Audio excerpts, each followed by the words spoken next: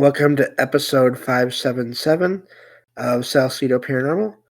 I'm your host, James Salcido, and tonight we are continuing our review of Orpheus, Mythos of the World by Padraic, not sure, Callum. I'll have to look up how to say that exactly. Padraic, Callum. As always, you can find all episodes of the show, along with links to social media and other ways to contact me at the podcast page, and that is salsidoparanormal.podbean.com. That's SALSIDO paranormal.podbean.com. Excuse me. Always happy to hear from you all, whether you have comments or questions or topic suggestions or accounts of paranormal experiences, whether they're your own or from others that you trust. Happy to either read those or have you join me on the show to talk about them. Thank you all for listening, whether you are here for the live streams on Discord, or if you listen to the podcast or YouTube feeds, or on the Troubled Minds Radio Network, KUAP Digital Broadcasting. There you can hear replays of 2 episodes of the show every night at 6 p.m. Pacific, 9 p.m. Eastern, right before Troubled Minds Radio comes on. And as always, I'd like to thank Michael Strange, host of Troubled Minds, which comes on right after my show on the station, for putting my show up on the station and having me there as well. So if you'd like to support the show, there are some different ways to do that. You can always share the show with others and rate and review it on your favorite podcast platform. You can also find books I've written over on Amazon. It's a new one coming out this year, and it's paranormal fiction and nonfiction. You can sign up for the Patreon, where starting soon you'll be getting 1 extra episode per week of the show. And then you can also just make a one-time donation through PayPal. Support is never expected, but always appreciated, as there are expenses in doing these shows and making the books that are going to be associated with them, from equipment to research materials to travel expenses in some cases, and other associated fees with basically podcasts and books and all those things. So anyway, I think that takes care of all that. So we were still in the middle of the introduction of this book the last time we did one of these book review shows. So this is, again, just a book on select mythology around the world. This is not like an exhaustive collection of all the stories. I think that would just be huge at this point. So this is just one book on it, and in the future we'll try to find other books that sort of talk about the same things and from different people. But I figured this is a good place to start with this topic. And so again, this is the book is called Orpheus, Mythos of the World by Padraic, Callum. Again, I'll have to look up how to say that. And we are still in the introduction. It's sort of just going through the different groups and or time periods that the book is going to cover. Again, these what I'm reading to you are summaries of the material that I acquired through AI, helping out with generating these and summarizing the material to smaller sections that we can get through more of quicker on the show than we could if it was just me reading the book straight through. So this next section is so we've already got over some like Egyptian and other groups, but on the one right now is Jewish post-Christian period. It says Jewish stories in the Haggadah, I'm not sure if I'm saying that right, are more similar. And again, also, I'm going to apologize right up front. I am going to mispronounce probably most of the things that I try to say on this show. So I apologize for that right away. Similar to Persian stories than others, with their monotheism seeming to veil a real dualism. The dualism is seen in stories like God creating the angels on the second day to prevent the belief that they assisted in creating the heavens and earth, suggesting a rivalry between God and the angels. Again, keep in mind that mythology and religions do sort of interact and are parts of each other in different ways. So This is not me saying I do or don't sort of believe in any of these things. I don't really know. But this is just looking at these things back in the past in terms of history as well as mythology. So it says the angel Samuel who becomes, wow, okay, wasn't aware of this.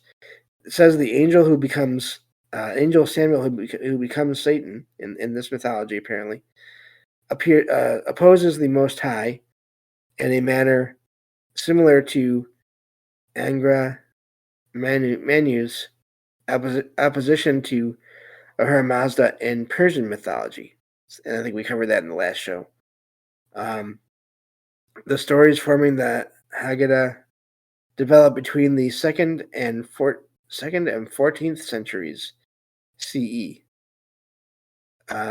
These stories are available in Louis Ginzberg's 4-volume work, The Legends of the Jews, published by the Jewish Publication Society in Philadelphia.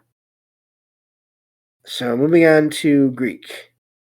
Says the included Greek myths in this book anyway are primarily sourced from Hesiod's Theogony and the Homeric hymns, which were composed between the 8th and 6th centuries BC.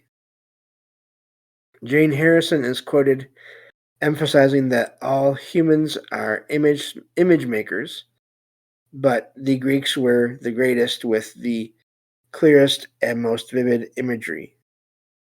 Greek mythology endures to the present day, and this is back in the beginning of the 1900s here when this came out, around there, because the Greeks were the supreme iconists as or image makers in history. And let me see here. Moving on to Latin, it says it's important to distinguish between Greek and Latin mythologies, as the Roman deities like Jupiter, Luno, is it Luno or Iuno? I'm not sure. I think it's a Luno. Minerva and Neptune, excuse me, are not the same as their Greek counterparts, Zeus, Hera, Athena, and Poseidon. According to Jane Harrison, the Romans worshipped Numina, which is powers, rather than Dei or Dei, as in gods. That's an amazing concept there.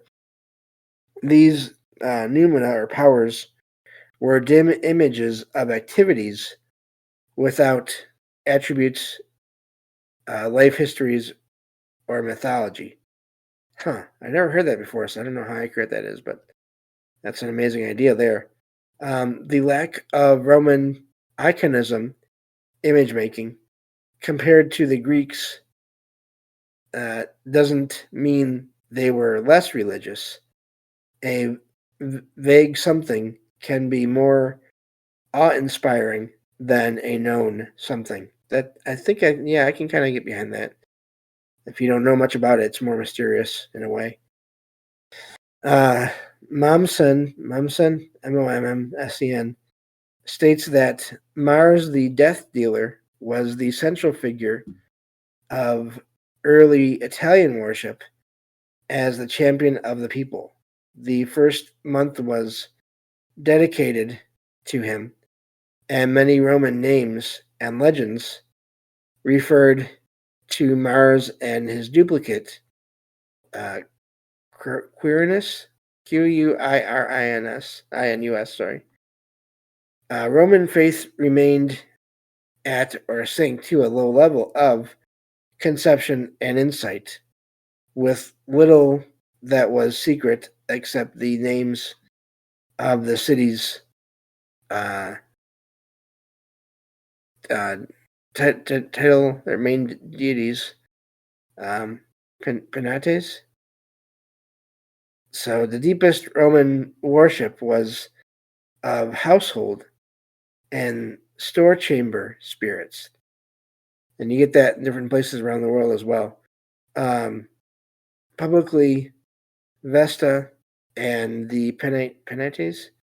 Privately, the Sylvani and Lares. Departed souls, manes, M-A-N-E-S, existed as shades in the underworld, receiving offerings, but with no connection to the world above. Greek-style hero worship was absent in Rome. Numa, the oldest figure in connection to the world above. I think I missed it. Something. I missed a spot there. So let me try that again. Greek-style hero worship was absent in Rome. Numa, the oldest figure in Roman tradition. There we go. I skipped a line. Never received divine honors like Theseus in Athens. The stories of Romulus, Numa, Pomona, and Vertumnus are taken from Plutarch, Livy, and Ovid, who treat them as historical or mythical characters. So I'm going to stop there just for a second. That's a lot to go through. This is all amazing in a way because I've heard of a lot of these figures, but never really dug into a lot of it. So I like the idea of sort of powers instead of, and then sort of vague ideas and powers instead of sort of deities and completely known figures. But that's just me personally. So yeah, we'll keep on going with this here and see how much we can get through of this introduction here.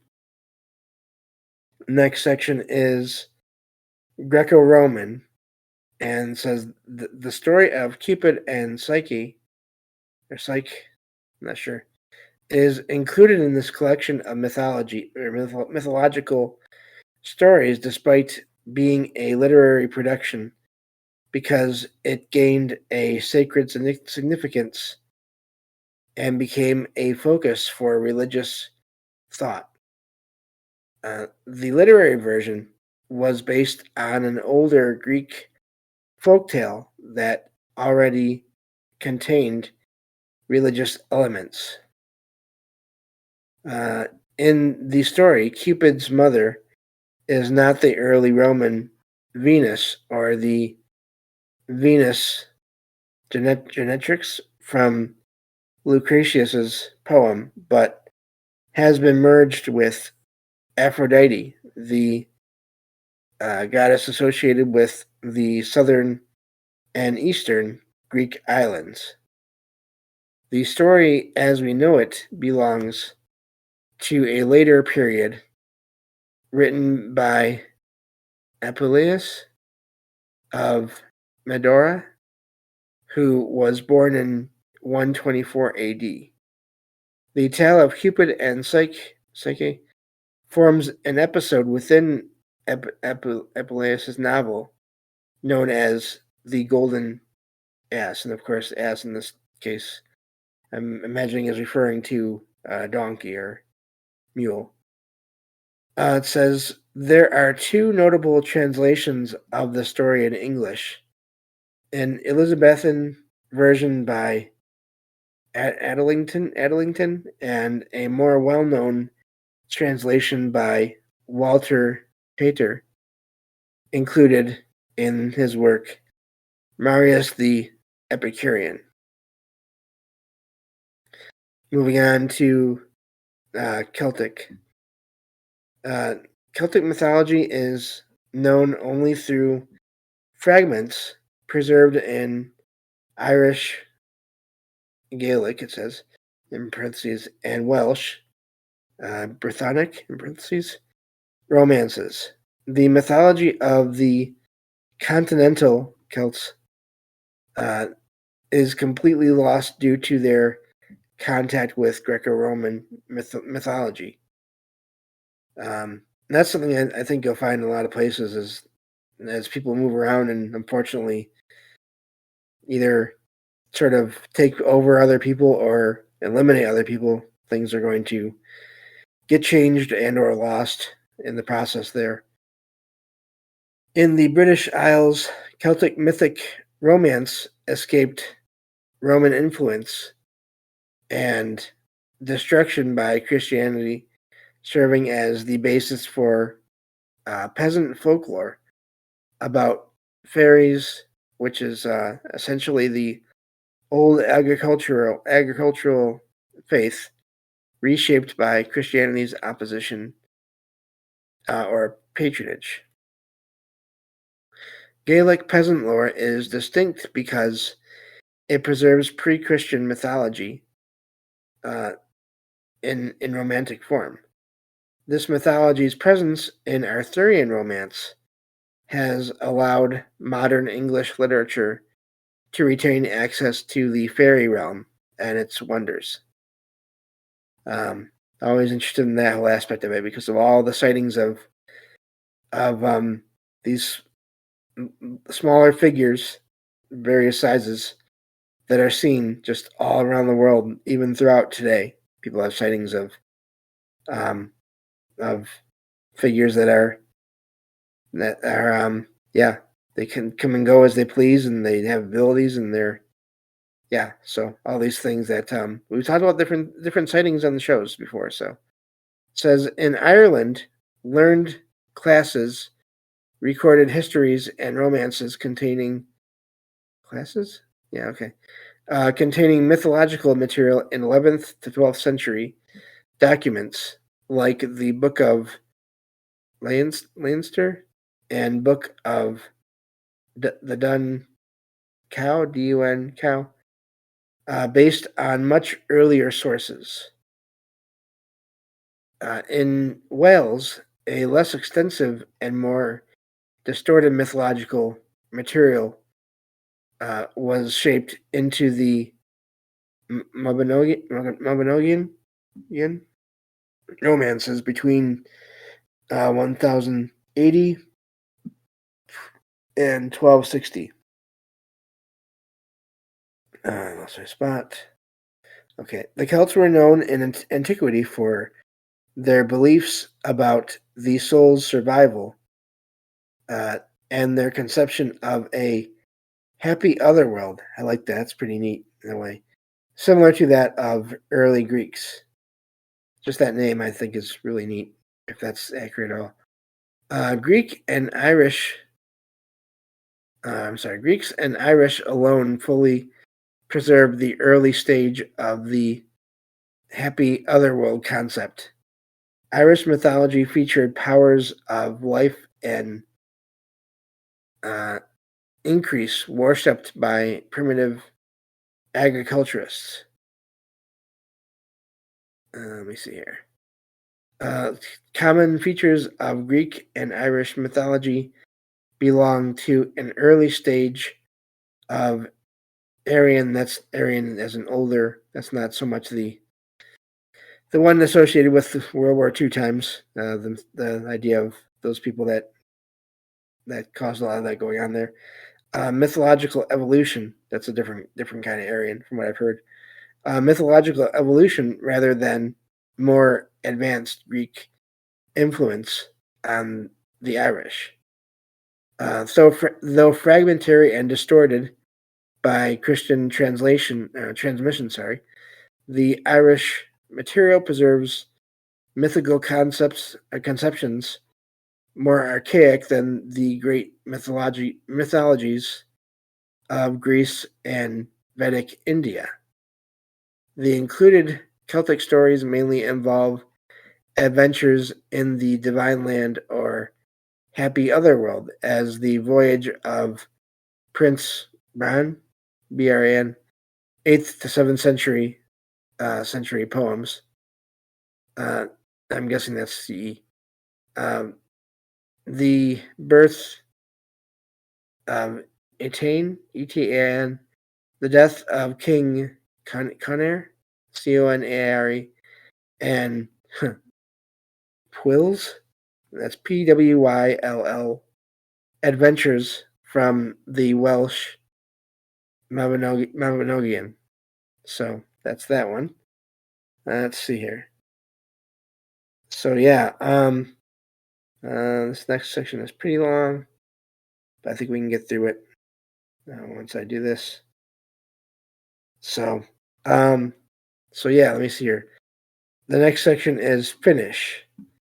Let me just check on chat here, because maybe if there's some chat here, we'll just go through that instead, because there's a lot. That section is long. Nope. Okay, we're good. Going back to the material here, finish, and that's Finish. The mythology behind the Finnish stories belong to the Finno-Ugric UGRC linguistic and cultural group, which includes Finns, Estonians, Lapps, that's Lapps, and Hungarians. That's interesting. I didn't know about that. This mythology is known through the Finnish folk epic Kalevala and the magic songs of the Finns and Estonians. The Finno-Ugric traditions, as we have them now, reflect the land of forests and lakes in northern Europe. Until the 19th century, these traditions existed in the memory and speech of the peasantry. Scattered parts of the poem, now known as the Kalevala, were first published in 1822 by Zacharias Topelius. Elias Lohnrot collected the remaining verses and arranged the 22,000 to 23,000 lines into 50 runes, cantos, Cantos, in parentheses, to form the complete Kalevala. That's a lot of lines. The metrical form of the Kalevala was imitated by Longfellow in his poem Hiawatha.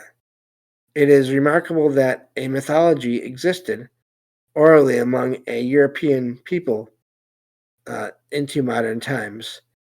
The traditions behind the folk songs of the Kalevala show some Christian influence, with a large portion of the poetry originating in the Middle Ages and a few incidents shaped by Catholicism.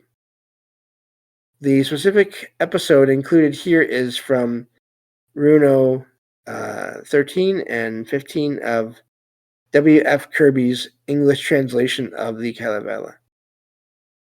Additional information is drawn from John Abercrombie's work, The Pre- and Proto-Historic Finns with the Magic Songs of the West Finns. And that is where we'll stop with that. So I know there's a lot of material there I just kind of went through. The amazing thing is this is all just summaries of the original material. And this is, so there's even more than yeah. So no checks, I'm spitting fire. Thank you, Jay. But yeah, so and I think I'll probably have more to say on all this as we get further into it, I imagine. So right now I'm just sort of taking everything in. But thank you all for listening, and I will talk to you all in the next episode of Salsidoparanormal. Take care.